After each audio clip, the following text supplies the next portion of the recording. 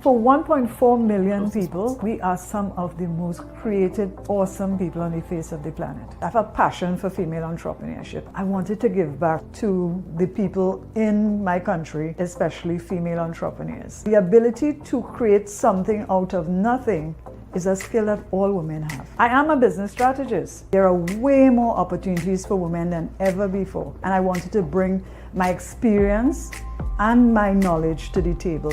Once we've been able to identify the problems or the challenges that you think you have, as compared to the challenges or the problems that you actually have, we offer customized solutions. I have a team of people who come on board to create synergy. I am not a Trinidadian brand. I'm a global brand that is run by a Trinidadian woman. So everywhere I turn up as a Trinidadian woman first.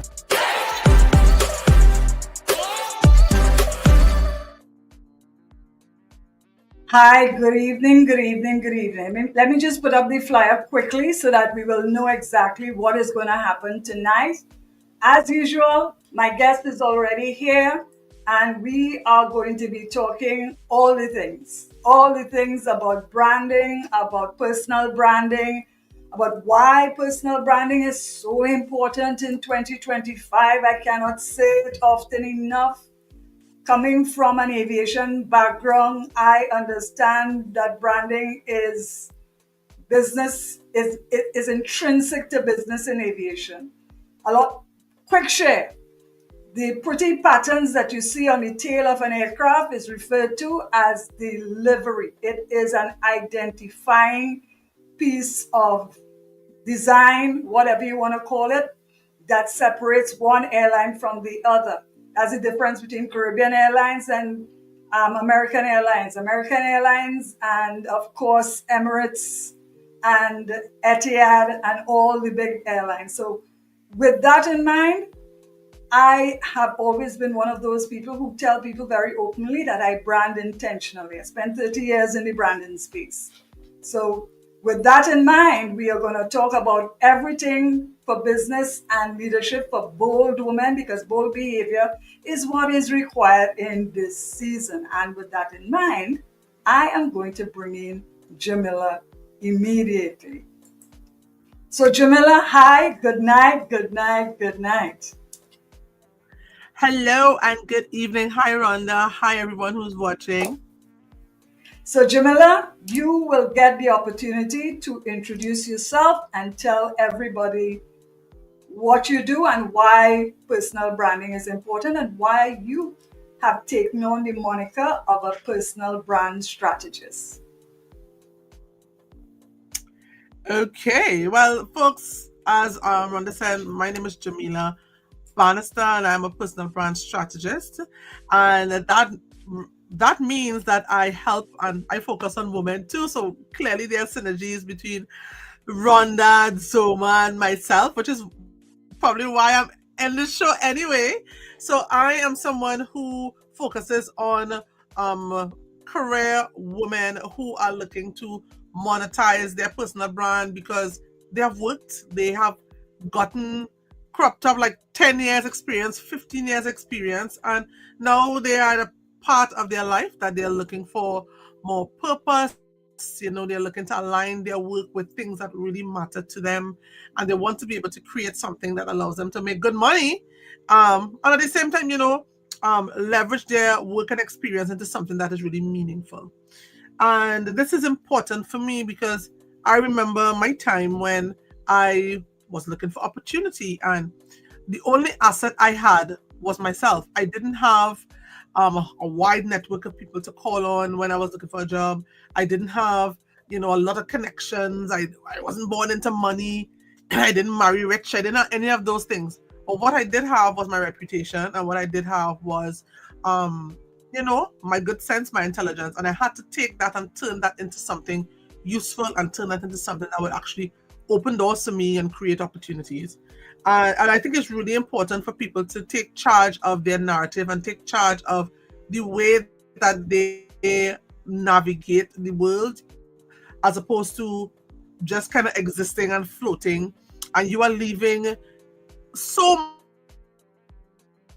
much opportunity opportunity on the table when you don't take charge of the type of life that you want, that effort into curating the type of life, the type of reputation, the type of brand that you have, and the way that you show up and the way that you provide value. I promise you, you'll be amazed at the opportunities that come your way. You'll be amazed at the doors that open. You'll be amazed at the people that you meet. So it's really about being intentional. And Rhonda, as you said, it's 2025. I mean, if you're not doing this now, if you didn't do it 10 years ago, the next best time is to do it now. Because I Exactly. mean, what are you waiting for? Exactly. And thank you so much. While you were talking, one of the most known, in my mind, successful brand strategists, video strategists, YouTube strategists in this part of the world, my very, very good friend, Jupiter Stone. She came up and she said goodnight. And Jupiter will be my guest on the 12th of May. So you see how important it is for you to speak your truth. You never know who is listening. Oh, Jupiter is a big deal. It is, and she will be talking on the 12th. She will be talking about the importance of your video story and why videography is so important for female founders. So, hi Jupiter, good night Jupiter. So, yeah. you've said all the things. You have Hi, said all the Jupiter. you have you have said all these things. So, I have questions. You know, I always have the questions. So tonight I Yes. am I am going to rely on Jamila's input because just before we came up, we were talking about the Met Gala and my own issues with the Met Gala, but looking at it, and we shared the fact that a lot of people did not realize that Tiana Taylor is Trini American, and she has been tagged as one of the Mm. most outstanding looks tonight. So you know what we say, you could always spot a Trini somewhere. So I have questions. So let's get with the questions really quickly. So I brand intentionally. You have said how important it is for women to define their offer themselves in their personal branding. Because remember, we said on Sunday that your brand is not for you. And that I retain that Yeah. really, really important. So tell me something. What's one branding lie that you wish every woman would unlearn before launching their offer?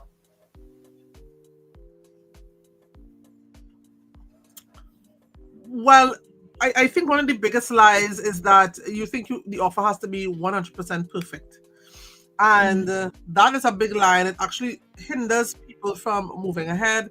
It fills people with a lot of self-doubt, and it stops people who may have something that is, at the very least, a minimum viable product that they could test out. It stops them from putting it out there. It stops them from offering it to people, even if you offer it at a introductory price or a starter price, and it's the opportunity to test it out, and then based on the feedback you get from those who would have used it, you can iterate. Big companies launch like this. Twitter launched like this. Twitter is, well, formerly Twitter, now X. Things like the retweet and all those things weren't there in the beginning. Those things were developed by user feedback. Platforms like Instagram, based on the way people engage with the app, they would have made certain adjustments accordingly. So if Mark Zuckerberg could do it and Jack Dorsey can do it, why can't you? So you don't have to be perfect. Your product doesn't have to be perfect. Even your story does not have to be perfect. People aren't looking for cookie cutter women. Women who have lived, women who have experiences. I mean, we must have done something crazy, wrong, something, and it just lends to the authenticity of a person. So don't believe the hype. You don't have to be perfect. You just have to be willing to put something forward, and you only have to be 2 steps ahead of the person that you're leading, or 2, 3 steps. You don't have to have a whole lot of knowledge, because you learn as you go along. So That's what I think is a I huge lie I that totally we all I need to to, unsubscribe from. I totally agree. Let me share two things with you that a lot of people don't know. Hey, your brother is here. Let me just make sure he giving you a shout out. Hey, Juma. Two things that a lot of people don't know. One, I actually hate to come up on camera. Although I've been doing this for a very long time, you will know if you have to teach a course or you have to stand up in front of people for 8 hours or you have to keep the vibe going, it takes a lot out of you. But I create these opportunities, I create these live series to put myself in a position of discomfort. So you will see me on camera and you think I have everything on. No, it's just that I've been doing it a long time. Remember, I was a lecturer for over 15 years, serving a global audience before I came into this part of the thing. So I force myself into uncomfortable situations to see how I will do in it. So that's number one. The second thing is women have been conditioned to fear failure because we believe that failing at something is an indictment on us.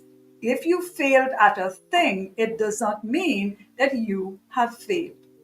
So that's where the trepidation comes in. And the third thing is, and I like that you talk about things not being perfect for it to be good. And here is the thing. Here is the thing that I know for a fact. The first version of Apple is never the last version of Apple. Every time Apple creates a version of the iPhone, that's the R&D. They depend on customer feedback to fine-tune the final product.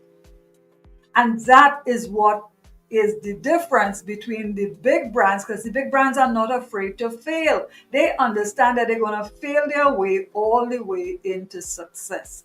That is the key. That is the real thing.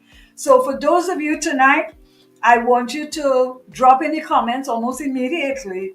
What is the one thing you've been overthinking in your brand? Drop it in the comments and we will attend to it tonight. Because you know me, I like to talk all the things. So we're going to the second question. And in the meantime, while you answer, there are a lot of people on. Some of your friends, your partners, your compares, as we like to say in the Caribbean, are in, and I'll put them in as well. So here is the thing. A lot of people may not know that you're an author, that you've written a very insightful book, small and tight. No big reading, filled with information, filled with actionable tips. Now, you talk a lot about building your brand print. How do you balance being intentional with your image without getting stuck in perfectionism? And this is one especially for women. So over to you, Jamila. How do I balance building a brand and being a perfectionist? That's a question, right? Mm-hmm. Yeah. Well, the thing is, fortunately, after many years of working at this and failing many times, I get to realize that the imperfection really is like the secret sauce. It's the juice that makes the brand truly authentic. So people aren't looking for perfection. People aren't looking for you to be this highly polished, overly polished brand where you have all these perfect stock pictures or you tell this perfect story. Sometimes people just want you to be real, talk about the things that challenging you today in business or challenging you today in life. You may not even have to talk about business at all because the lovely part about a personal brand is that people actually buy into your welfare. They buy into seeing you do well. So even if you aren't speaking about business necessarily, you may be talking about something else. I've posted on LinkedIn about Black Mirror, a show I watch. I've posted on LinkedIn about my health. I've posted on LinkedIn about liking certain things or finding certain things interesting. And people may have the impression, particularly if you are new to LinkedIn or you've gotten a sense of LinkedIn from people who aren't optimizing the platform. In your mind, you probably think, this is just a platform to look for a job. Or when you hear business, you feel like you have to present this hyper perfect or polished image, and that couldn't be further from the truth. No, I'm not saying that um you should not care about, presenting yourself well. You always want to position yourself in a way you would want people to perceive you. But that doesn't mean you have to eliminate your persona, because that is really what is at the heart of a personal brand. You don't have to eliminate your personality to put a face on, or to put a look on for the thing that you're trying to get people to buy. Because at the end of the day, people connect with other people. They don't connect with the stock pictures and the business and so limited and so LLC and whatever. They just want you. They just want you. So I when it agree. comes to balancing things, I'd say just be mindful that, yeah, be mindful that people aren't looking for perfect. But you have to know what type of brand you are trying to build. But do not forget your personality. Don't erase your personality because you think it looks better that you are very polished and clean. And no, no, we need personality. That's the thing that gives us the sweet part of the thing, makes you unique and different. And I agree. Um, I shared this story over the weekend because I have an upcoming, I am on a panel of two women, three women really, and we're talking about the pivot. And one of the experiences that I have had, Jamila, is that during the pandemic, when I just started in 2018, I was the epitome of the polished brand bitch, the boss lady look. And what happened to me is that during the pandemic, I looked at myself in the mirror one day and I asked myself, is that person actually me? Or is that person somebody that I have created and curated in order to fit an idea of who I thought I needed to be? And I tell people today, I was reading something on Instagram where a woman said that entrepreneurship is not for everybody because entrepreneurship forces you to look inside. You have to go deep before you go wide. I always tell people that all the time. And I looked at my face, I looked at myself in the mirror, and it was a perfect, I still a cute girl, but it didn't feel authentic. And one of the first things I did was cut off my hair. My hair was blonde and keratin.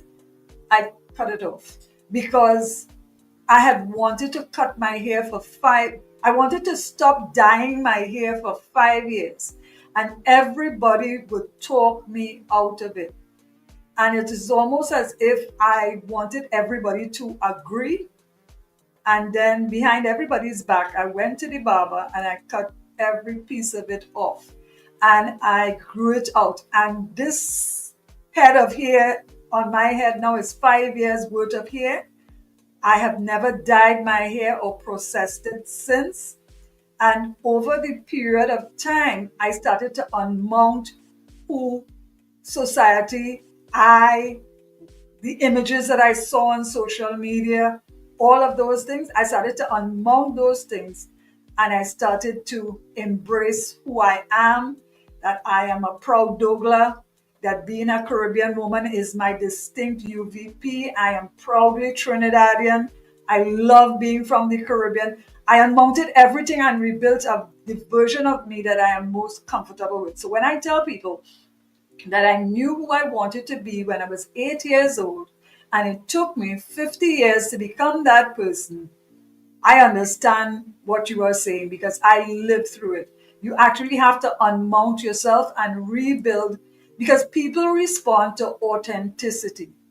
People respond to you telling your story, warts and all. I say it is the conclusion of wars won and lost.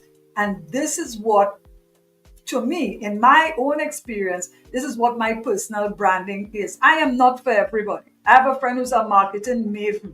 And she said, Rhonda, you are not for everybody. I said, yeah, I know. I know. So There are people who will not like the fact that my hair is gray and way past my shoulder. There are people who will not like the fact that I have a septum piercing. I am known by my long and very fancy nails. These are my real nails. And I am saying that this is the person that I have chosen to be at this juncture of my life. And this is the person that I most love. So I am bringing my whole self into this thing that I am so passionate about. So I get where you're coming from. I absolutely get where you're coming from. So again, I'm going to ask the question. There are a lot of people coming into the live now, and thank you so much. Some of you who will not catch it, the fullness of it, there's a replay. There's also a concurrent on Facebook and YouTube at the same time. So welcome everybody. And for those of you who stay with us tonight, we also have an ebook, and Jamila could also tell you about her book, which is also a wonderful book.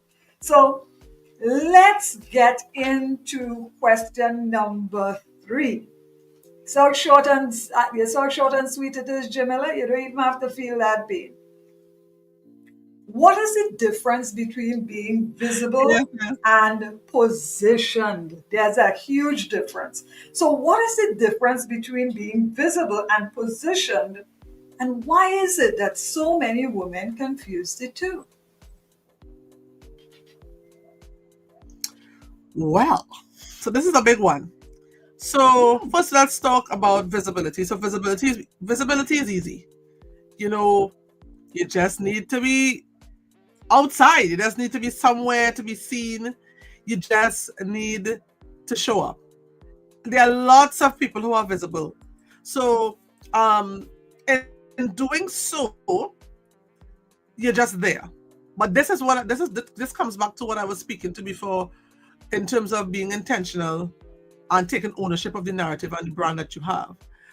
When it comes to positioning is a strategic set of moves that you make to ensure that you are distinguishable and distinct from people who are similar to you, or businesses that are similar to the one that you have, or the type of ideas that you have. So position is a very strategic set of movements, or set of decisions, or set of activities that you engage in that allows you to be visible, but it allows you to be visible to the right type of people, the people who you would want to be visible to. It allows you to not just be visible, but allows you to almost interact with that audience as well. So people have a clear sense of who is Jamila versus who is Rhonda. We might be on the same screen right now, but we are positioned differently. And it's because, we would be speaking to, while similar, sometimes in some cases different audiences. So it really is not just about being visible, because anybody could be visible. That's easy. The work comes in when you actually have to do the I should say the challenge comes in, or the real win comes in when you do the work to not just be visible, but to position yourself as distinct from people that are similar in your space and who are doing similar things to you. So it's really clear, it's really important that you know your story, you understand what are the things that make you different, and be aware of what are the things your competitors may be saying. Not because you want to compete with them head to head, but because you want to see what are the things that they are not saying, so I will know what are the things that I need to say. Because it means that if they're not addressing this particular issue, that's an opportunity for me, and I could position myself as distinct from them based on the fact that they are having one narrative, or they're telling one story, or they have one type of message, and I could have something else. And in so doing, you probably find the area that you are really good at. You would find that you are probably, I'm very good at this particular skill set, or I'm very good at this particular type of communication. I could really take ownership and hold on to a particular space. And it's not just about doing it once, but it's a continuous evaluation of knowing what your position is and understanding, is my position still relevant? Are people still looking to me for this particular thing? Is my positioning grounded in long-term thinking, or is it just a very trendy, something that's happening now? So visibility, that's basic. Positioning, That's where the real work comes in, and it makes you stand out completely from the rest when you know your positioning and you leverage it to reach the people you want to reach and to get the things you would like to get.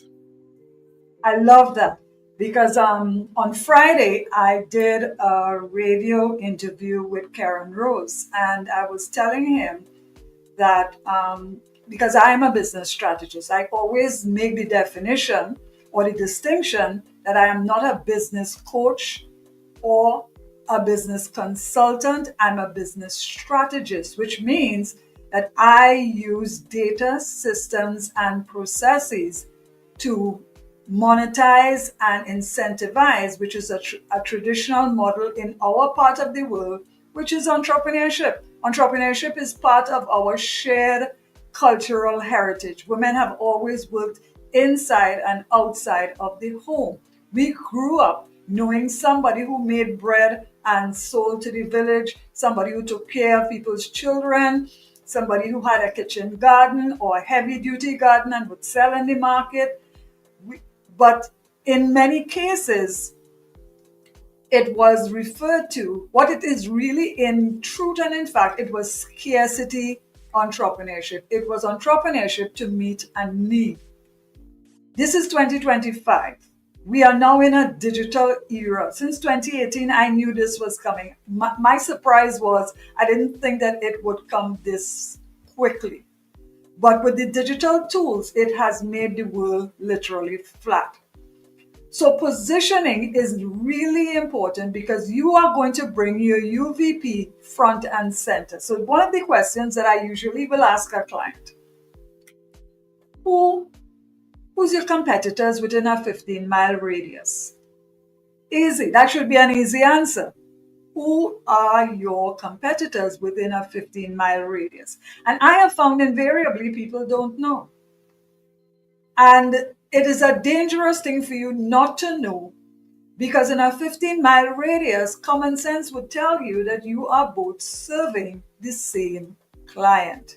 So it is important for you to know what your competition is doing well, what your competition is not doing as well. So what they're doing well, you could learn and improve on it. What they are not doing as well, that creates a gap that you can in fact now come and position yourself within that gap. Because in the 15-mile radius, you're serving the same people. So think of the world in 2025 as a 15-mile radius exponentially opened 10, 15, 20, 25, 35, 45, 55 times. It means that somebody in Trinidad could serve somebody in the US, somebody in Latin America, somebody in the Caribbean, somebody as far as Asia. Because if you have an offer, if you have a solution, and if you have a transformation, your job, and remember I said that to you in the workshop, that your job is to first quantify what is your offer, find enough people who have that particular challenge or problem, and serve them. Don't overthink it. So the positioning is important because there's a level of intentionality around that positioning. So I'm glad that you talked about it. So before we go on, and this is something that, remember I told you in the early part of it that I came out of aviation. So when I started my business in 2018, I literally took everything that I had learned in aviation over a 30-year period, and I just simply applied all Yes. the rigors of research and strategy into the new undertaking. So tell me something, and I'll go straight into question 4, because we Yeah. talked about it on Sunday, and I'll bring it up again. What people are seeing a lot of the time, what I'm seeing is not value driven strategies, but strategies that are aimed at virality. And that's a dangerous rabbit hole to go down into because you become that strategy's bitch. There's no other way to put it because you have to keep Yeah. creating a buzz around your brand. Is almost in the Caribbean I call it the concept of the single sale. They don't do feedback. There's no communication circle to find out what is the experience of the sale, what is the experience of the offer, what have I done well, what can I do more of. So it's the same thing that they're doing. They're looking for virality, and virality means that you have to do this thing over and over all the time. So when they Mm-hmm. do not, if they put up a post or they create an offer and there's not 100,000 people rushing it like cook food, as we say in the Caribbean, all of a sudden they say to themselves, this is no good, entrepreneurship is too hard, everybody getting through Yes. except me, and they all in their feelings. So if, and this Mhm. is a good question, if someone has been posting, branding, showing up, but still broke and burnt out, what are they really doing wrong? Mhm. What's going wrong? Oh wow. Well, I could talk about this from personal point of view because I mean, you were in the workshop and you remember when I said I was doing all the things and I was still like I wasn't making any money, right? Exactly. And I think what is important for people to understand in the context of branding is that branding is not identity.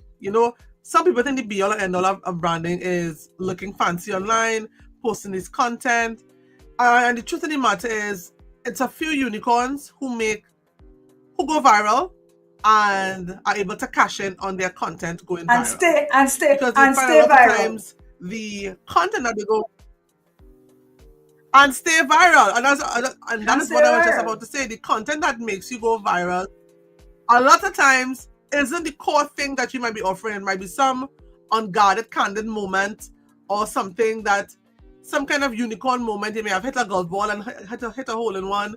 You may have said something that was just like crazy or something like that. The things that people latch on to and um that causes a particular piece of content, say for example, to go viral, may not necessarily be the thing that brings you the type of attention that you are looking for, because attention is something that you have to measure in terms of quality, right?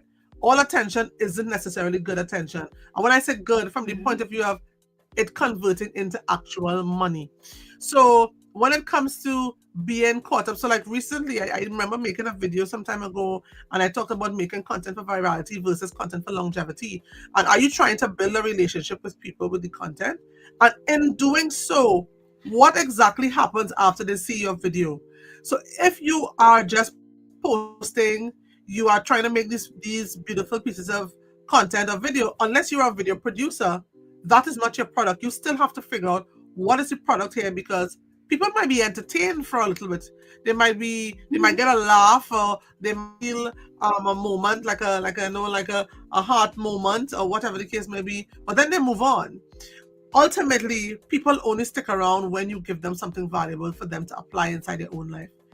As human beings, we are Exactly. very selfish. We are interested in the thing that helps us first and foremost. So as much as we may look at something and it may be funny, or it may be, you may think that, wow, this post is going viral. The truth is that it is not going to feed you. So like recently I was looking at there's a girl on TikTok who has this song that went very viral, where she talks about eating a quick snack, just a quick snack. And that Mhm. song was she went viral for the video, first of all, and that was just her being candid. People took that sound and put it on other videos, and her voice was all over TikTok and she wasn't making any money. And she was Exactly. saying that, she found herself in this hamster wheel, running, trying to create more content, hoping to hit that golden moment again, because she had done it with her quick snack. And she said it got to the point where she was burnt out and she realized that she had to start thinking beyond the content. She had to start doing things like hosting events and leveraging her personality in different ways. So you have to use your asset to create something that people could buy. And so I mean, people are always looking for MCs and hosts. That's a great way to leverage your personality, a great way to bring energy to a room. But you have to be mindful that posting alone doesn't bring you money, and having polished graph money either. Right? What brings you money and what allows you to cash in is you having an offer that people can buy. offer that people can actually buy, right? Something that is valuable, not something that you think they might want, but something that actually makes sense for the audience that you're trying to talk to. And it's important that you know who that audience is, because the thing with a viral video, you get all sorts of people coming into your world, people that you would never attract normally. And the truth is, after the moment has passed, you don't really want those people anyway. You just want to go back to the audience that you have.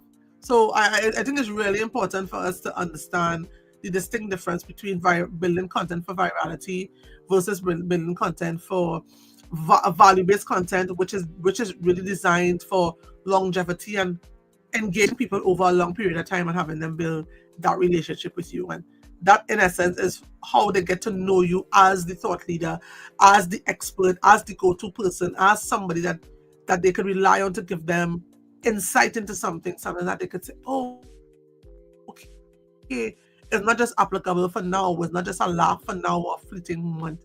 It's something that they could look back on a year from now and say, I remember this video, I remember this person said this, or whatever the case may be. So I think it's really important that as women we are more strategic in the way that we think, which is one of the reasons why, as much as I did branding, I've narrowed it into helping people figure out what their offer is and design an offer and build an offer, because I was that person who had a lot of skills and was just posting content, not realizing, wait a minute, I don't think that you expect people to hire you in the same way that you would have been in a job, right? If you had a job as a corporate communications professional or marketing professional, you can't just come and post a bunch of things about marketing. That's not going to help anybody. People are still looking for a solution, something that they actually have to design and create. That is where the real magic is. That's where you really stand out as a thought leader. Create something unique, create something valuable, and you will not be burnt out because you will always have something valuable to bring to the table. And I love that you said that, because you saying that, I am reminded of something that Zélie Barkley said. And Zélie is one of the top creators, one of the top convertible creators. She has a course, a video course for people, Brave on Video. She has affirmation cards. She has a multitude, and she speaks on many different platforms. A lot of people don't know that Zélie Barkley is also Trinidadian. Zélie left here when she was 16 years old. And what Zélie said, Zélie started as an influencer, and Zélie was doing all the things, had all the heavy thousands of followers. She said very openly, she said, I was cute on camera, but that cuteness wasn't taken. I couldn't take that cuteness to the bank. I couldn't convert that cuteness into cash. And I always remember something that a lecturer of mine, when I was doing economics, a lecturer of mine used to say, that if you can take a concept and monetize it, then it becomes excellence. But here is the challenge that I see happening to a lot of people, not just women, but because we serve women, because I serve women, I like to speak directly to the challenge that I see them having over and over. If you are not clear about what you are bringing to the table, then you are going to confuse people. And it is all right for you to go back and look at your offers very critically and ask yourself, is this actually working? And if it is not, then archive some of your stuff. Archive some of your stuff. It is better. We are all very good at many things. But the question always begs to be asked, should we be doing everything? No. So it is very good for you to go back and have a hard look at your own self and ask yourself, what is the long game that I want to play? You see, because I see sales as dating, almost as dating. I talk to Adrian Havelock about this all the time, and he always laughs. If you go out on a date, you're a woman, I am single, you may have a partner, I am fiercely single. Somebody takes you out to dinner. For instance, a guy likes you. He will first of all go and ask people close to you, what does she like? Where does she go? Am I her type? Can I become her type? Then based on that information, then he or she will start to position themselves in places where you hang out. Now they may not say anything to you at first, eh? They just inside of your circle, kind of circling around. They're trying to figure out what type of person you are, what kind of music you like, who are your friends, what do you drink, and then it goes to the next level. When they tell us that, yeah, I think I have a chance, I'm gonna shoot my shot. Then they will invite you out for coffee or for dinner or for whatever. They come in dressed, smelling nice, take a fresh cut, shave, hairdresser, whatever, and they come in with the A game. And then that is when the offer is actually made. And based on the first date, you will know, or he will know, or because we live in a time of same-sex relationships, your partner will know whether their first impression is now reinforced by actual contact. And then you will decide, well, there'll be a second and a third date, and 6 months afterwards, a year afterwards, you hear they get engaged and then they get married and happily ever after.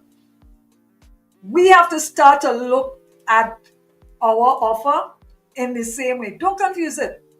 The world, the evidence, the examples are there in the real world. All you have to do is to apply. Don't confuse yourself. Don't confuse yourself. And when you do that, then you will know what that person who you are targeting, if that person will be receptive to what you have to offer, and then you'll create what we call synergies between your offer and the prospective client. That's why I tell people strategy is not wide, it is deep. Because if you tell me, Jamil, if you come to me and you tell me and I ask you Yeah. who are the people that you most want to serve, and if you tell me the whole of the Caribbean, I know you don't know what you're talking about. I start to break it down into pieces fast, fast, fast. And that is why as a strategist, I start to break down things into numbers earlier because we're going to be Yeah. measuring twice, maybe three times before we cut once. So this is Yeah. the issue I see because I have had posts that went viral, and it was never my intention for the post to go viral at all. When it did go viral, I think I was the most surprised person. I have had more than one occasion where content that I have created went viral, and I was surprised. Next day I get up and this thing absolutely viral, and I am like, really? Because to me, I had written stuff before, or created a video before, or created a content before that was Mhm. way better than that. How come this went viral and not that, and that didn't go viral? So you have to understand. You have to understand that you're Yeah. playing the long game and not the short game. And this is the challenge. Now I'm going to ask you a question coming directly out of that. And I'm going to bring it down to the Caribbean, and I'm going to bring it down to our own environment. I have seen people say to me, especially with branding and packaging and all these things, I have seen people say to me in Trinidad, well, those things don't really matter because the people going to throw away that anyhow, or I don't have to create a relationship between myself and the customer because a selling, people come in and buy, business taking place. So what would you say to those people who are, I don't want to say that they're unwilling. I want to say that they are unable to see the value of personal branding, or this is the other part. They feel that personal branding is for big businesses and not for all businesses. And that if you are working for a company, that there is no need for you to have a personal brand. Let me, as we say it in the Caribbean, let me talk the thing about that. Well, first of all, I want to go back to what you were talking about before in the context of the date, right? So, in the context of the date, while as you say, sales is really one that relationship, because that person's gonna spend time in your circle getting to know you. That's how branding works. When you think of people who lurk and lurk and lurk on your content, they're getting to know you. They may not necessarily make a move to talk to you or to be in They your may not DMs even or to say a call you, word. but they're gonna spend time getting to know you, and it's a similar way. And what did you say? They may not even what? They may not even know you. They may not even comment on your post. They're not even putting up as much as I like, but they are out there, Yeah. they are looking. So that's why I always say sales is very much like dating. Very much, right? And so there are people are looking, and in the process of before they make the move, to start to date you, they're getting to know you, and they're getting to know you through the brand that you have built, right? So that's really important. Even though, let me tell you something. Sometimes I go to the market with my parents. Sometimes they like to go to the market. And even a market vendor knows the importance of relationship. What they will do, they might weigh a thing and they might put an extra one in your basket. They might put a little more in your bag. They say, well, take a sample, try it. And that is them in a very competitive environment, because lots of people are selling vegetables. I mean, how distinct can you get with a cucumber? Not very, right? But rest assured, when we go to the market, there are certain vendors we always go and buy from. They have come to count on the sale from certain customers. And that's because they spend time building. They may not realize what they are doing. They may not call it personal branding. They may not attach these, very fancy academic titles, but that's exactly what they're doing. So nobody wants a one night stand, that kind of quick slam bam, thank you, ma'am, I see you, and I just want to, you know, pack it in. And People don't really want and, that. and, People and lose want, and lose your number. people want, yeah, that's not what people want, People like relationship, particularly when the stakes are high, when the price is high. Even if the price is low, people still want to be able to know you. They want to know, well, what is this person about? How can I even trust this person? Or is this person a charlatan? Somebody who is, peddling things that they may have zero idea about. They want to see what you are, and they want to see who you are. So just see, over the weekend, every day I make it my business to try to connect with a few people on LinkedIn, to plant some seeds, etc. And there was one person I reached out to, and she said, this person I have never interacted with this person. And she said to me, I have been watching you for a while. I am hoping to get to work with you sometime in the future. And I was taken aback and I was grateful. And I told her, I said, people almost never tell me this, right? Unless I ask for feedback from people who I know would have engaged with something I'm doing. I almost never hear this feedback unsolicited. So there are people who are always looking, and they're looking. And if you think that you could go against the grain and be contrarian and you don't have to do this, okay, you can continue to do that. But please note that there are people who may be less qualified than you. There may be people who may not have the thing down as much as you. They may be making big dollars to get and clients, and you are there sitting thinking, oh, I don't need to do that for whatever reason. Maybe you're anxious, you're nervous, you're scared, or maybe you think, well, I'm in a company, I don't need to do that. Let me tell you something. It takes nothing for you to be out of a company. Could you go to work today and be out of a job tomorrow? Just ask some of the people who would have been working on Monday, and by Tuesday they were out of a job because the government changed. It's as simple as that. So then what? Your entire brand is owned by a company? No, your narrative is yours, and you should. I told somebody, I said, listen, I am not afraid to leave a job, because my brand comes with me. I don't leave my brand at a job. It comes with me. My reputation comes with me.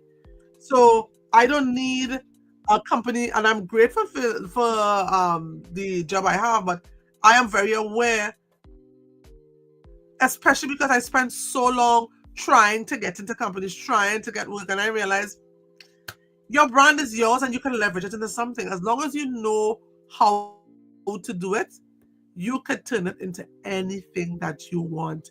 But you first have to take ownership of it, and you have to curate it, and you have to pay attention. You have to water your garden if you want it to grow. That's the thing you have to do. So don't rely on say, well, well, I'm a flower sitting here. I You could be replanted anywhere, right? You could be replanted anywhere, and that's a reality you have to keep in your mind. So take the time and do the thing if you really want to be able to have a long-term strategy for growth and engagement and thought leadership. I love that. And would you believe that you reminded me of something that I remember. I You may not remember when Pan Am used to be in Trinidad. I worked through some of the biggest aircraft disasters in the world. I worked during Pan Am Lockerbie in Scotland when the aircraft blew up over Scotland and the entire aircraft blew up. 11 people on the ground died. But when I lived through 9/11, um, I lived through the Cubana hijacking that took place, started in Trinidad, and the aircraft went down over Barbados. Aircraft ditched into the ocean, everybody died. There's now underwater monument to that event. So I have lived through times of great upheaval in the aviation industry. But I remember something when I used to do curbside, we used to do curbside check-in for Pan Am. And I remember a gentleman coming a morning and I have to check his bag curbside before it goes down to the back. And one of the things I used to do, like if you work a night into morning, you're usually mentally and physically tired because the closer it comes to morning, the more you actually have to motivate yourself to keep going. And he came to the counter, he put down the bag, and I looked at him and I told him, I said, "Good morning, sir. Could you tell me something?" In my very official voice. I said, "Could you tell me something?" He said, "Yes, of course." I said, "Were you always this handsome?"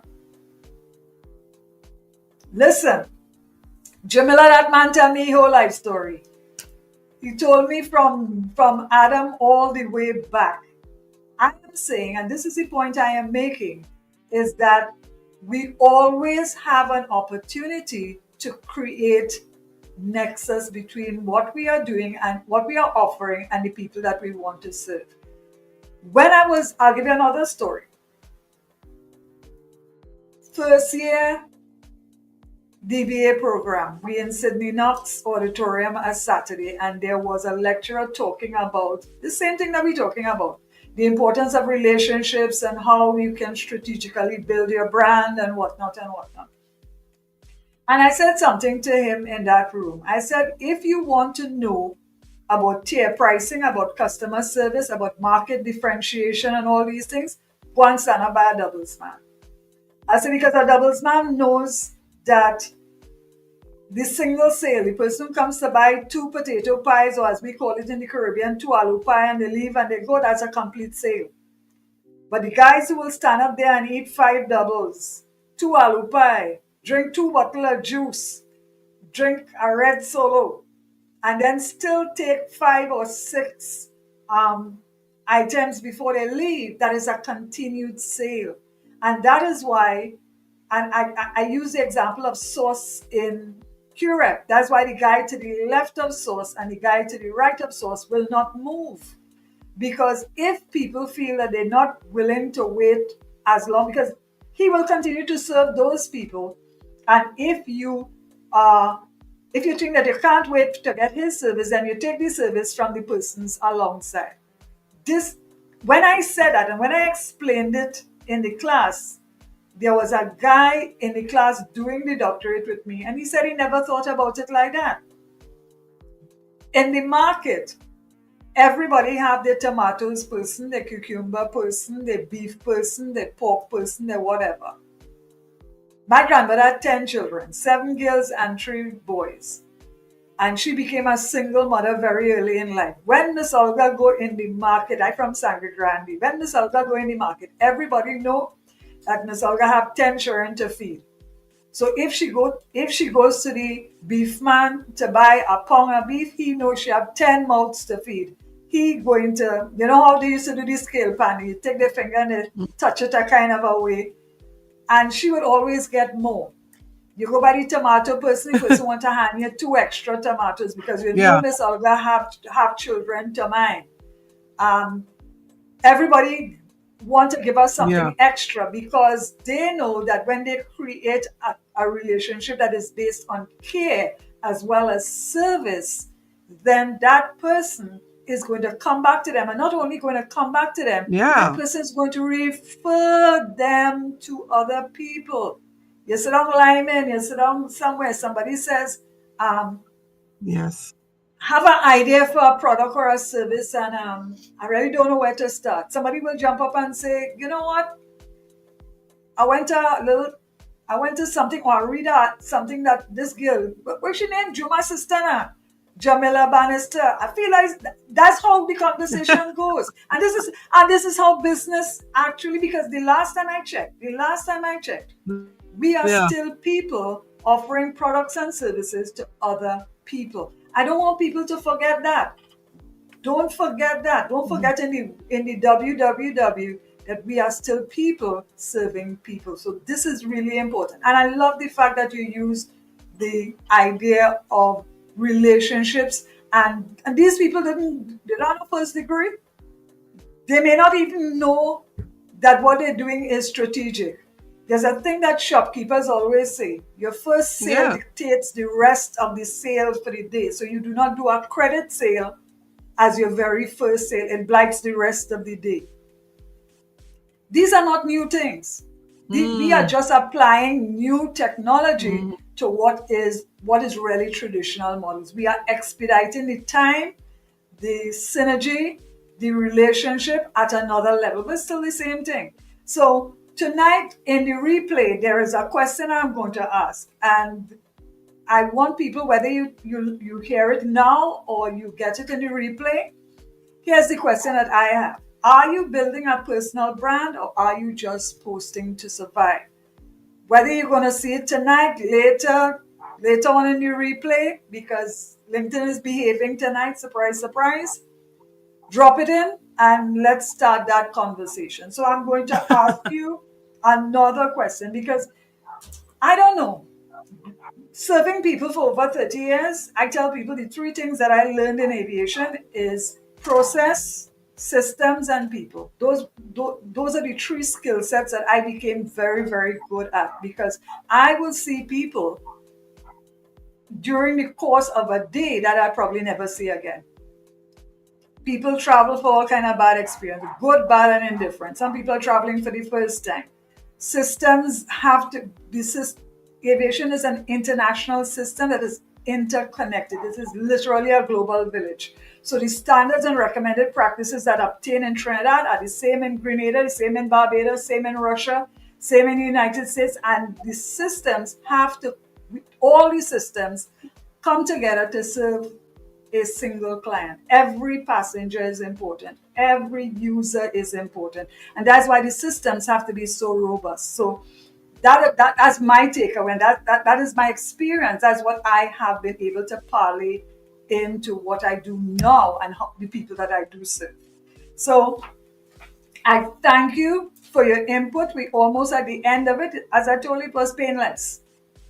So I have one Yes. question and then I have a bonus question for you. I have a bonus question that's a fun question. Um, Okay. what is the one part of your brand that you would never outsource, and why?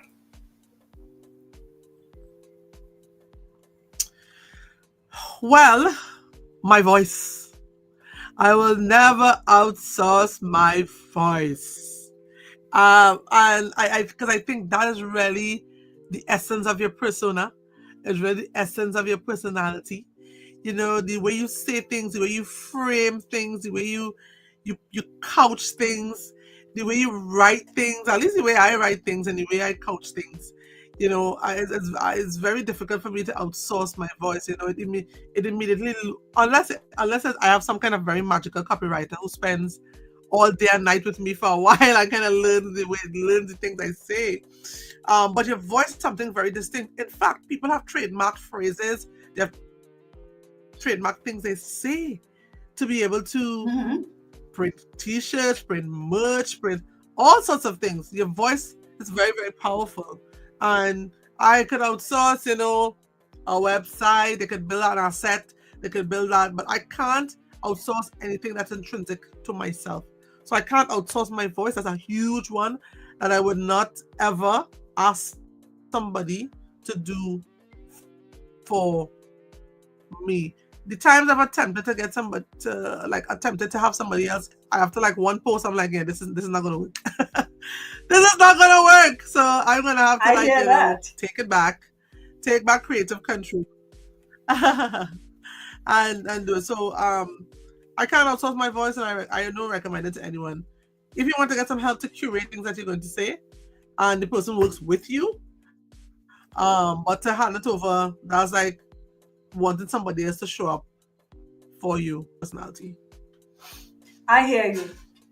I have such a distinctive voice that I remember working upstairs in the holding bay, and somebody will pass and then they will turn around and say, because I went St. George's College in Barataria, and they asked, "You're Rhonda Glenn?" And I will say, "Yes." I say, "How come?" The voice. People always remember my voice. So, but the thing that, notwithstanding that I have a very distinctive voice, notwithstanding that, I do not outsource my writing because I spent 15 years as a course developer. So the thing that I can do really, really, really well is write. AI is a tool for me. AI is a help to me. AI is a way for me to expedite my thoughts faster. But AI cannot write for me, and I could write without AI. So when I see people talking about AI as if it is Chicken Little, the sky is falling, I could safely tell people that AI is a tool and it is not the oracle at Delphi. I come from a background of educators. My grandfather was a schoolmaster. My father was a schoolmaster. I come from a family of teachers and lawyers. I even now, I read a lot. I barely look at television.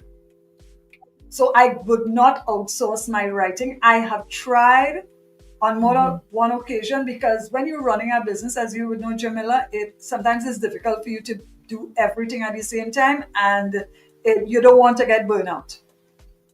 And especially with me, I went from brick and mortar to hybrid, and now I'm on the cusp of building a fully digital agency, and it takes a lot of work. But I can't outsource my writing because my writing is very distinctive. I remember when I was in university, I would give people my notes, and I would tell people, do not replicate my notes because my lecturers know my writing style. So if you attempt to replicate what I have written, they're going to know that I give it to you.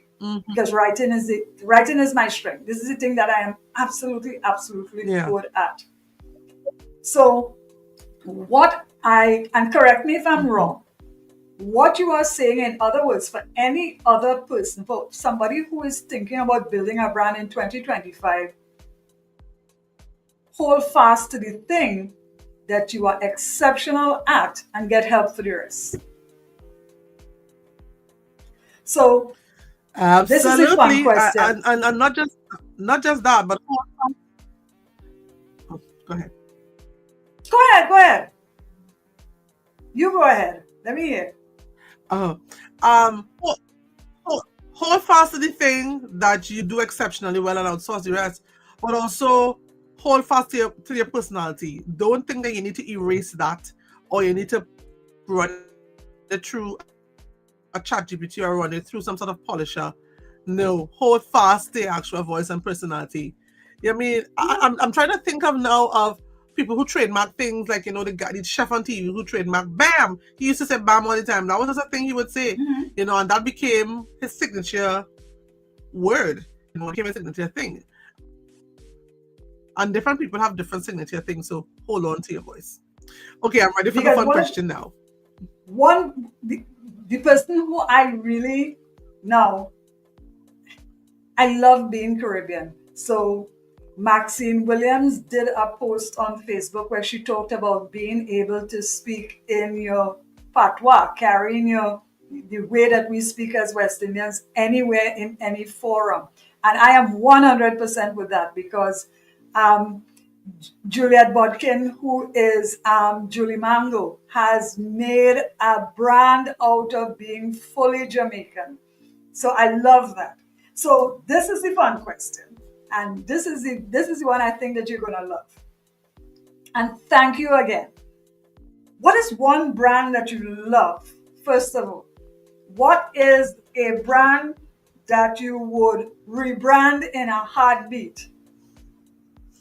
And what is the one thing that you wish more women knew about building a legacy online? So we started with the first one. One brand that you love, local, regional, or international. What is one brand that you love?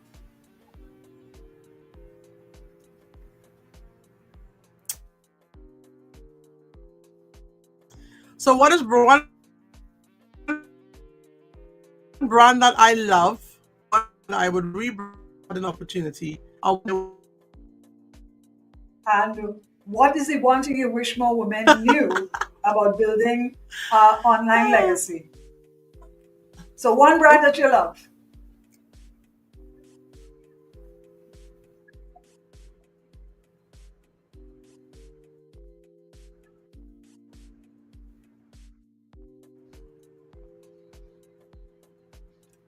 Okay. For me, yeah, So I'm one going brand to try, that because I I'm love. struggling through a little bit. Last question first. All right. Answer All right. your So one brand last that I question.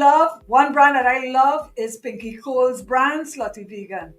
I absolutely adore that brand. I love that brand, not only because um, she has a Caribbean backstory. Her father and mother were Rastafarians, so she grew up in a vegan household. So I love that brand.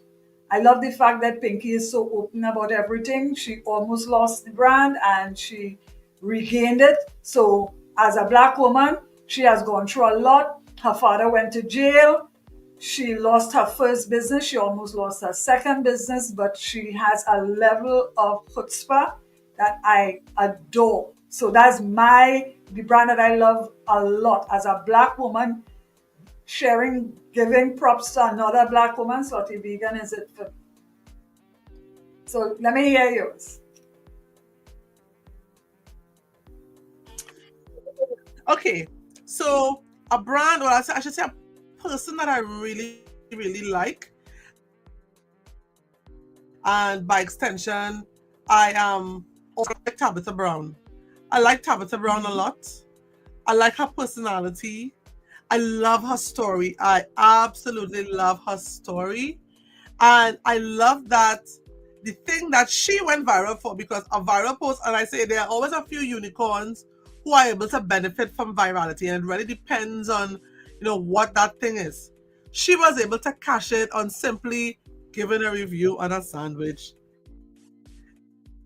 I saw it. And there was obviously something about her personality that people just really, really liked. And I think she tapped into something that I don't even think she realized people were like would appreciate. She was 100% herself. There was no act. There was no putting it on. She simply was sitting in her Uber. She turned on her camera and she made a review about this vegan sandwich. And I mean, at the time, I suppose she was still relatively new to the vegan life. It hasn't that many years yet. So finding a good sandwich that she was able to enjoy, authentically, I actually love her story, and I love um the other part of the story too, like when she retired her husband from work. And I remember Wendy Williams coming and giving her static about it and saying never ever ever invest and she had to tell the story of how they actually ended up and how we supported the family 15 years while she pursued a dream of acting. And now, Correct. the thing that made her famous wasn't even a role, it was simply a viral video. That parlayed itself into so many other opportunities. She was so happy to be able to say to her husband, listen, I know you did it for us for 15 years and I'm here now. I'm excited to be able to say, listen, I'm doing this for us, and now they do things together. So I really do love her brand and I love her story. I love the story with she and her husband Chance. I love the story of how she came into fame. I love her products. Her products are very, very, very reflective of her. So I really, really do um admire Tabitha Brown. I really, really like her. Um, okay, so I'm gonna have to hit the ball back to you now to tell me a brand that you would rebrand if you had the opportunity. Give I me a can chance tell to you think that about off the mine. top of my head. If I had an opportunity to rebrand anything, it would be the Ministry of Education in Trinidad and Tobago. I would rebrand the Ministry of Education in Trinidad and Tobago overnight. And I'll tell you why. My grandfather started one of the first secondary schools for colored people of less means in Sangre Grande, St. Andrew's High School. My grandfather was awarded the Shakonia bronze for education. And the story of my grandfather is fantastic. My grandfather went to QRC and he would have achieved an island call at the time, but my grandfather started to go blind when he was 17 years old. And that changed the trajectory of his life. Oh He wow. remained an educator. He took, imagine he took his college exhibition exam based on photographic memory because he was almost completely blind. And even as an educator in Sangre Grande, my grandfather would teach Mm, almost 5 or 6 modules a day based on photographic memory alone. A lot of people didn't know that. There are a lot of renowned university lecturers. John mm, Gaffar, who is also John Laguerre, was a student of my grandfather. Um, a lot of educators, a lot of doctors, lawyers. Dr. Vasanta went to my grandfather's school. And I'm saying that that the I came up in a time when being an educator was a vocation and not a profession. We are not preparing right. people for a world of work that exists in 2025 and beyond. We are literally putting what I refer to as um, Mm, new wine and old wine skins. We have to this is why matriculation levels are dropping mm-hmm. significantly at tertiary level in Trinidad because there needs to be a needs analysis to figure out what is actually actively needed at this point in time and how can we educate people for a future that is never going to look like mine. So if there was one brand that I would turn over overnight, it would be the Ministry of Education because we are not preparing people for the world of work in 2025 and beyond. We still, Trinidad only have 1.4 million people. How many doctors, how many lawyers we actually need? We have gone past critical mass where that is concerned. And we are still graduating people from those disciplines that are above and beyond what we actually need. We don't need it. But we Mm-hmm. don't have enough people who have the requisite skills, what we refer to in aviation as the ability, the skills, and the knowledge that will prepare people for a whole new world of work. So we have people because Trinidad is a very literate Mm, society, and I tell people that I am eternally grateful to Patrick Manning for offering me the opportunity to get an education at a time when I really couldn't afford it. I went back to school when I was 40. By the time I was 50, I had 3 degrees. I had an associate, a master's, and a bachelor's, and took a year off and got into the doctoral program. Had it not been for that demanding administration, I would have Yeah. never had that access to that level of education. But having said that, we need to gut the Ministry of Education, do an active needs analysis, and figure out what it is we want to offer people going forward. And I'm very passionate about it because I come from Mm, that. My father started to teach. My father was a monitor teacher. My father started to teach when he was 14 years old. He was teaching people in post primary. mm, My father went to the Catholic Training College. It was the top mhm, training college in the country at that point in time, and my family was Anglican. We had to change religions. My mother had to change religions in order for my father to get accepted into the Catholic Training College. My father left teaching at 60 a vice principal. My father never got the opportunity to go to tertiary level education, but my father has educated people, and my father is oh, one of the most brilliant men I've ever met. So we are denying young black Trinidadians and Tobagonians, young Indian, young Syrian, young Chinese, young Douglas, the opportunity to make a difference on a world scale, because Trinidadians are exceptionally talented by not by using a foundation that has outlived its usefulness. So if I have one that I would wrap up and toss in the Gulf of Paria and start over from scratch, it would be the Ministry of Education, because I know the benefit of it. And I know that what we are doing is only scratching the surface of what we can actively do. So that's mine. okay, all right. Well, I just sat there and you said that. I realized there's something I would definitely rebrand. I know it would be the police youth clubs. That Oh, yes. organization has turned has turned around the lives of so many people, so many young people who are on the fringes, young people who were what they consider at risk. So many young people, and even people who are not at risk, but people who needed to be put into an environment to bring them out of their shell, to help them develop as leaders.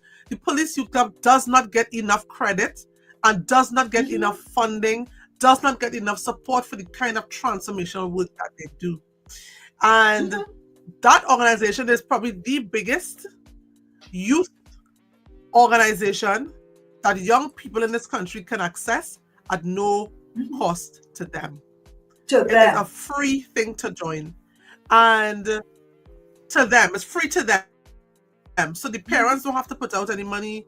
The students obviously don't have to put out any money. The bills are taken care of. Sometimes they may have to put a nominal thing if they have something special going on. But the people who they have as mentors, usually police officers, um, these police officers are seeing the worst of society. So when they Mm-hmm. really take the time to invest in these young people to ensure that they don't end up on the other side of the law, these people are so passionate. When you are a good youth club leader, I mean, the impact that they make, and it is unfortunate that the police, the kind of work that they do, the kind of people that they bring back from the edge of complete destruction, they do not Mm-hmm. get enough um, funding. They do not have enough prominence. They do not have enough investment. If I had a chance to rebrand for the purposes of attracting more financial partners, for attracting more young people, because a lot of people still think, well, it's not troubled youth go there, or to keep them out of jail. Not necessarily. Of course, there will be those who will be assigned, because it has been used as a resource, particularly in the justice system, when they assign you to join a police club, so you get into trouble. But there are lots of children, there are lots of people who in society are products of the police youth club. Jason Williams, who Correct. hosts Morning Brew CNC3, a police youth club member. Yeah, Kareem Marcel, who recently went up for the election for the PNM for Lavender. because Jason from Komoto. Jason's from Komoto. Jason's our country boy all the way through. And had it not, he is one of the um, Yes. He's one of the best Yes. products out of the police youth club system. Here's the thing, Jamila. I tell Yes. people that we have to think now what condition we're going to leave Trinidad in, what condition we're going to leave the Caribbean in, what condition we're going to leave this world in for the people who we are handing it over to, you know. And we have to become very, very mindful of that. Yeah. So, what is the one thing that you wish more women knew Yep. about building a legacy online? You want me to Yep. answer first or you We want do. to answer afterwards? So that would be my rebranding. So, the last one thing you wish more women knew about building a legacy online. You want me to take it or you want to take it after me? Ooh, but let me try and take a stab at it.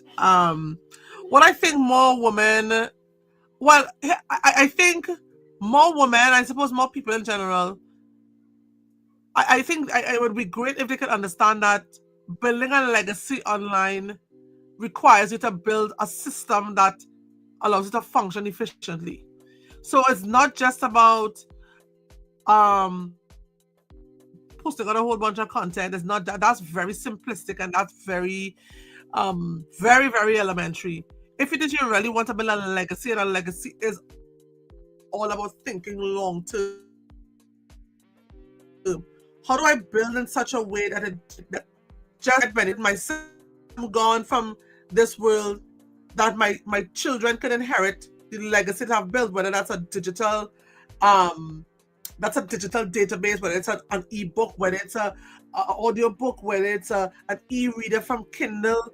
You're building out the systems to be able to leave a legacy for others. Because when people inherit things now, they're not just inheriting land and house, people can inherit a whole digital empire. They can inherit a Correct. whole digital empire. You just give them the passwords. Boom, inheritance, Exactly. right? You can inherit somebody's Stripe account, inherit somebody's PayPal, you know. So the reality is that succession planning from a digital point of view, you need to have the same mindset. And if you really want people to, if you really want to build legacy, it can't just be surface level. You must go, as you said, go deep and wide to build the systems and the assets that would feed the digital system so that a legacy and there is in fact something to leave behind. I That's what I totally think. What do agree you think? with you. So for me, we we are coming out of a time and a season where women were convinced, conditioned to believe that their entire life revolved around being a wife and a mother, and that was the only legacy that they had. That was the only legacy that was possible. I would like women to start to think about building generational wealth as women. Break out of the mindset. You see, just like how Tabitha was able to retire her husband, I want more women to think about what are you going to be leaving behind? What is the legacy? What will people say about you after you have demitted this place? You and I both know, and you said it, that that time is the most valuable currency that we hold. I remember you saying when you talked about your health challenges that before you get sick, you have 99 problems, and when you get sick, you only have one problem. I would like women to take preemptive action, intentional preemptive action where their brand, where their life, and where their life choices are concerned. There are things that I say now, and this has been my motivation behind building Zoma and focusing on female founders and women owned startups. The person that is sitting in front of you tonight is not the person that I was when I was 18 years old. This is not the person that I was when I was 30. When I turned 40, I had a emancipation. It was my coming out time. I realized that if I didn't take preemptive action, I would have been 60 with four levels. I would have had very limited options. And that's why I always say the minute I decided to take that action, the government brought gate. And I was able to ride that train, and that train changed my life completely. What I would like to see women stop try I would like to see more women become the main character of their lives. Tell your story. Step out in truth. Ask yourself how many people you can be of benefit. Try to be a blessing. When life was lifing, I wished, and I always say that, I wish there was some woman who would have said to me, would have held my hand and said, Rhonda, you know, everything that you're going through right now, you will get over it. You will come out on the other side. And there was no one. And my solution to that was to become that person, because I always say a woman with a dollar is a woman with a plan. So that is the thing that I most want to tell people. When you're building a personal brand, you're building for the long term. You're building a legacy. You're building something that you're going to hand over to your children, your grandchildren, your daughters, your sons, and said, here what? In 2025, I took this decision so that I planted a tree in whose shade I will not sit. And be brave enough, be bold enough to believe with your whole heart that this mustard grain of faith will get you there. So that is my take on it, because I I have been on my own since I turned 21. So I have spent 41, I'll be 62 in August. I have spent 41 years of my life becoming the person that is in front of you. And some of those years were really, really stone. It was hard. And I learned and I grew and I developed and I became a better version of myself. So it's the same thing that I want for other people. And I also want them to start sooner than me, because the things that they are crying over, the opportunities that they feel that are not out there, I had zero opportunities. I literally said, and I always say it very openly, I said to God, where I am now, where I started, don't let me end up there. That was my only prayer. So that's why female Mm, entrepreneurship has become such a mhm, passion mm, and a purpose for me, mhm. because I want to give women the opportunities that I didn't get. So, having said that, I am going to do one last thing and then I'll let you go. And I am going to share this with the people tonight. Yeah. So, Yeah. this is an ebook workbook type Yeah. offering. I do not believe, because maybe it's because I come from a background of teaching, I don't believe in just talking to people, because here's what happens. People will listen to us talk our whole chest out, and then they will say to themselves, they must have it nice. This all right, you know, but I wanted to go in my bed. People never know what they need Mhm. until something happened, and then they say, wait, but Jamila and then they talk something. They, but I can't remember what it is, because remember, there's short term and long term Yes, precisely. retention. So this is why I like to create these things. So tonight, for those of you who will in the replay or now, drop the word brand coin and you will have a look at this. So this is what this looks like. It's why personal branding is essential. Brand clarity prompts, understanding your unique value proposition, positioning audit. We talked about looking at what you're doing and see how much of it is actually working, and don't be afraid to trim. Building your online presence so that you could avoid, or you're not Mhm. so dependent on virality.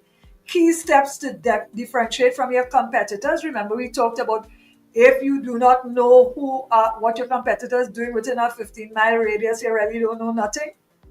Productize your brand, because I am a strong believer in the numbers. I learned the numbers the hard way. You have to set a goal, break it into tasks and subtasks, measure twice, cut once. And In the end of it, there is a profit Yep. and purpose plan with an affirmation that is going to say to you, within the next 30, 60, or 90 days, I will do this, this, and this. So this is it. Why it's essential. This is the profit and purpose plan, and this is going to be really important for people because this is actually something you could just take out the page out of it, download that page alone, and just use that. And then there's another part of it. What support do you need? What brand blocks? What mental brand blocks that might get in the way? And who can I ask for help? Entrepreneurship is not an isolating thing. When we build communities, when we build networks, we are able to find somebody. Remember, reached out to you when I was deepfaked, and I said, Jamila, do you know anybody that will help me trademark my brand so that this doesn't happen again? If you don't know anybody and you stay by yourself, then you stay by yourself. Nobody would Yes. know you're in pain. And the other thing is how to build a six-figure brand. So before we take, and I'm going to take this off, I want you to talk about your book before we leave, and then we close it off. And your offer.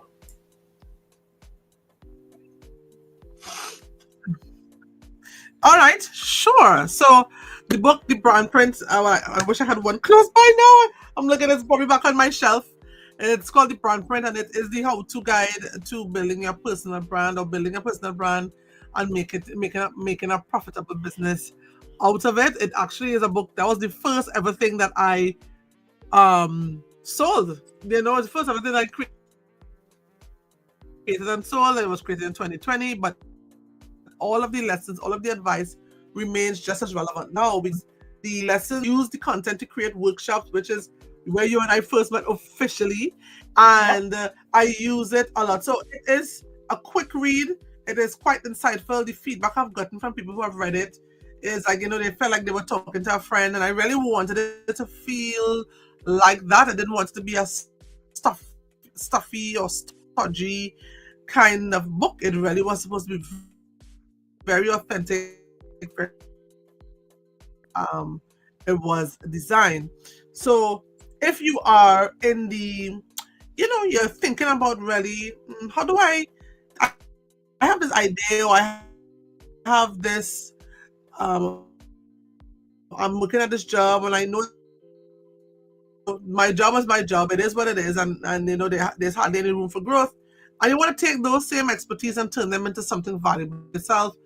I would say, I would recommend the first step, get the book. It's called the Brandprint, and you could visit my website, JBannister Branding.com, to be able to get the book. And it comes actually as a bundle with the your Brandprint, your planner, help people get their thoughts out from their head and onto paper, so that they could actually visualize, because there's power in writing things down.